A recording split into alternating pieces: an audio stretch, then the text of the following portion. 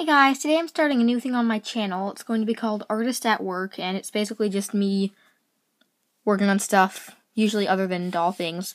It's kind of going to be like a art vlog thing.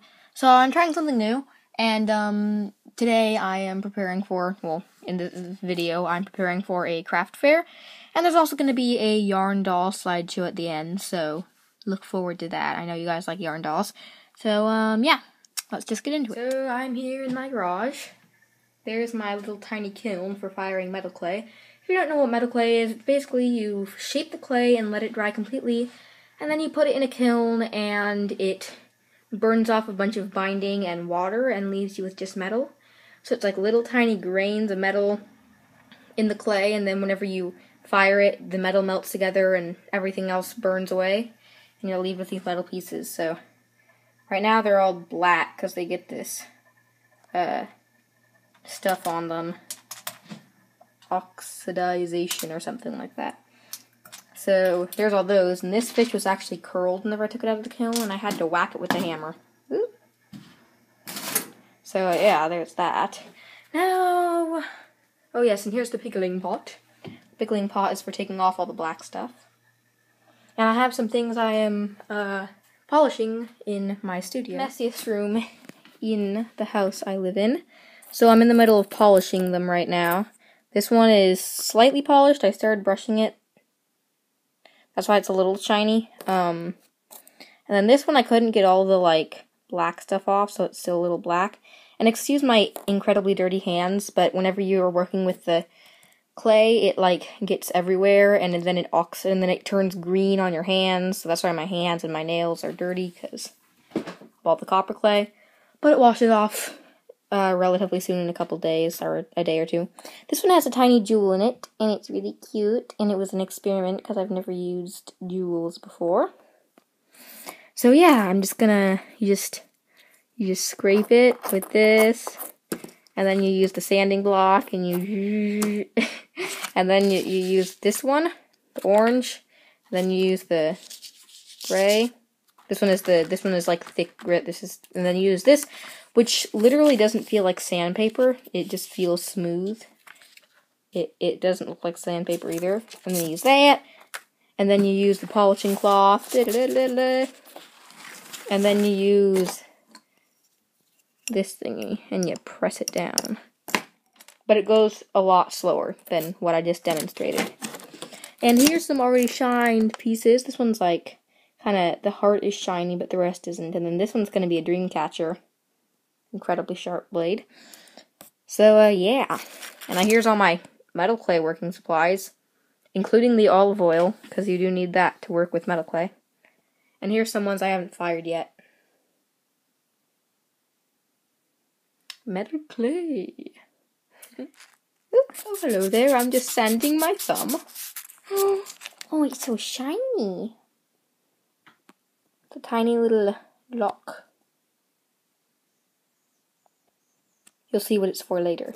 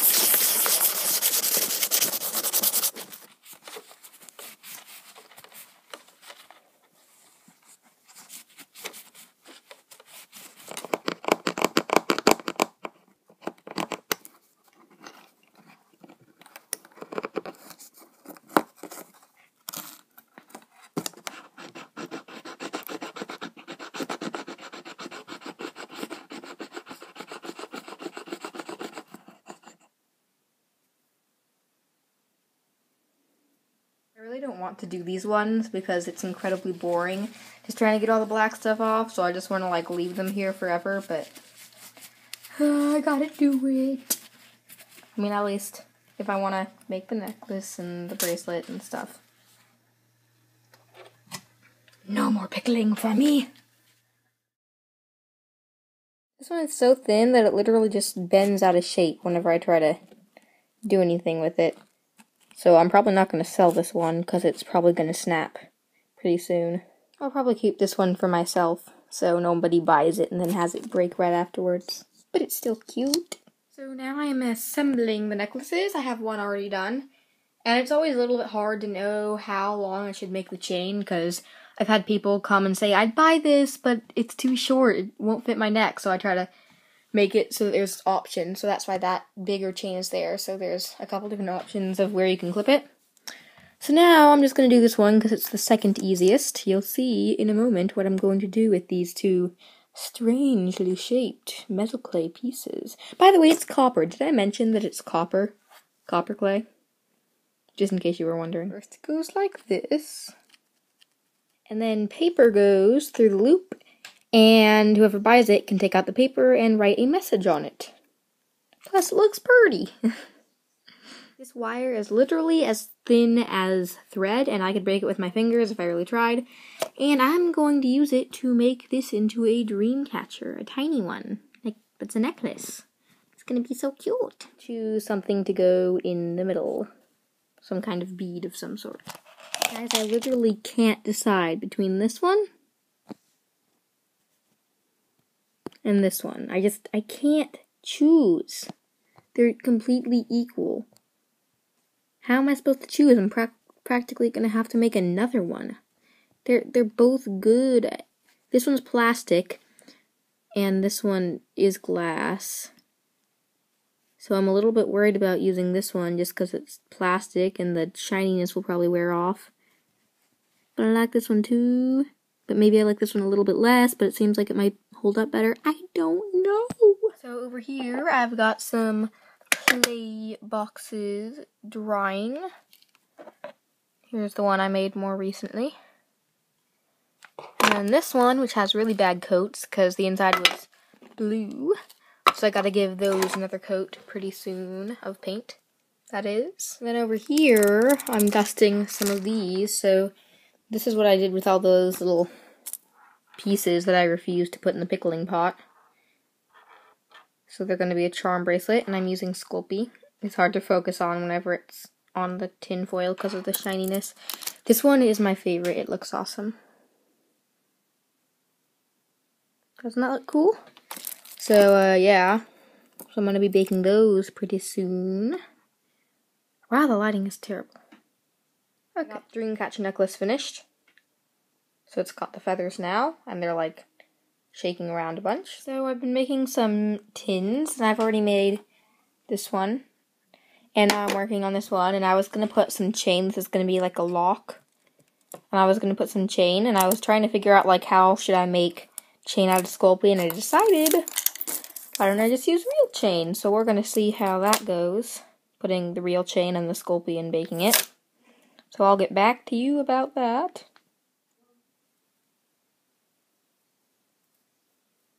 So I've got all my craft fair stuff in box, and the craft fair is tomorrow, so I'm about done making everything. I have to add the little pink bits on all the dolls' cheeks, because as you can see, they're not all there.